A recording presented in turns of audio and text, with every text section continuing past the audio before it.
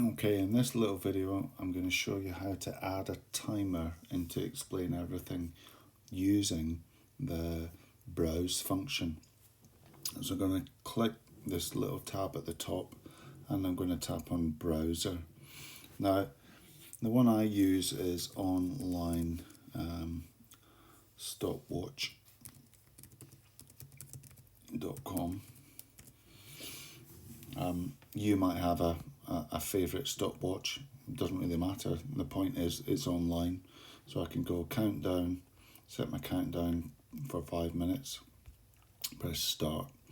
Now that's in the way though now, so what I want to do is get it out the road, so click the fingers, zoom it in and move it to the top of the screen.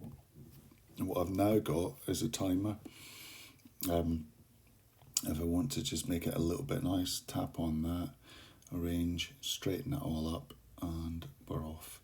So I can clear that back to there, and I've got my timer at the top of the screen. And that's really cool, and at the end of it, it just plays a nice little finished. So you can use any online timer using the browser button in Explain Everything.